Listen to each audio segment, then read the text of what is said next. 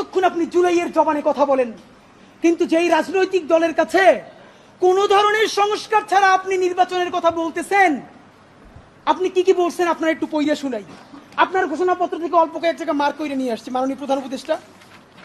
আপনি বলছেন যে সামনের নির্বাচনে, এবারের নির্বাচন যেন আনন্দ উৎসবের দিক থেকে, শান্তি শৃঙ্খলার দিক থেকে, ভোটার উপস্থিতির দিক থেকে, সৌহার্দ্য আন্তরিকতার দিক থেকে দেশের ইতিহাসে স্মরণীয় হয়ে থাকে, এই সকল আয়োজন করা হবে।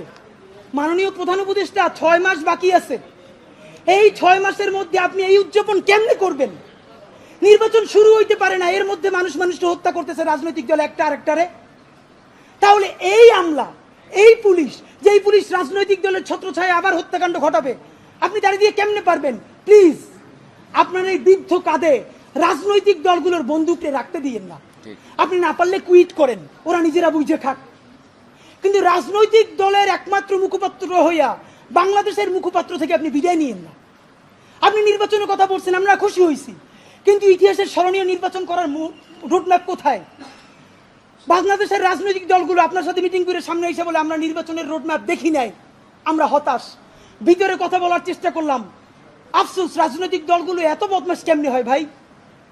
ভিতরে তারা একটা বারো ভালো করে কোনো রাজনৈতিক তারা নির্বাচনের ম্যাপ দেয় না। প্রধান উপদেষ্টারে তারা গিয়ে বলে বড় দলগুলো, ওই পেট্রো বাংলার চেয়ারম্যানটা কিন্তু আমাদের লাগবে, অমুক বিশ্ববিদ্যালয়ের ভিসি কিন্তু আমাদের লাগবে, স্বরাষ্ট্র আর জনপ্রশাসন মন্ত্রণালয়ের সচিবটা কিন্তু আমাদের লাগবে। বাইরে এসে বলে আমরা নির্বাচন না দেখে হতাশ।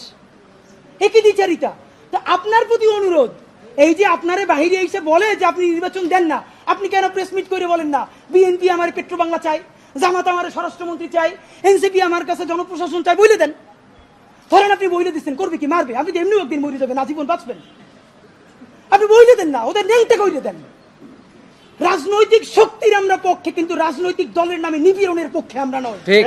বন্ধুরা আমার, আপনি আরেকটা কথা বলেছেন, এখন থেকে প্রতিদিন আলাপ করুন আপনার এলাকায় ভোটদান ব্যবস্থা কেমন হলে সুন্দর হয়, কেমন হলে আনন্দমুখর হয়, সেটা আগে থেকে ঠিক করার জন্য, নতুন বাংলাদেশের কাজ করার জন্য সেইটা আপনারা প্রস্তুতি নেন। মাননীয় উপদেষ্টা, যমুনে বললে হবে না, এলাকায় গিয়ে যদি এই আলাপ শুরু করি, আমার পিটাইয়া ছালবাকল উঠেই আবার ঢাকায় পাঠাইবে। ঠিক, ঢাকার এলাকা কিন্তু এক না। এলাকায় সেই পরিবেশ আপনি তৈরি করতে পারছেন? এলাকার ওসি প্রতিদিন এখন বিএনপির উপজেলা সভাপতির ফোন করে ডায়াবেটিসের খবর নেয়। তা আমার কথা যদি বিএনপি বিপক্ষে যায়, আমার কথা যদি জামাতের বিপক্ষে চায়, তারা তো আমার দৌড়ানি দিয়া কি করবে তা তো আপনি বুঝতে পারতেছেন না প্রধান উপদেষ্টা। মাননীয় উপদেষ্টা, শেষের দিকে আপনার আর একটা কথা আপনারা বলা দরকার। আপনি এখানে খুবই স্পেসিফিকলি বারবার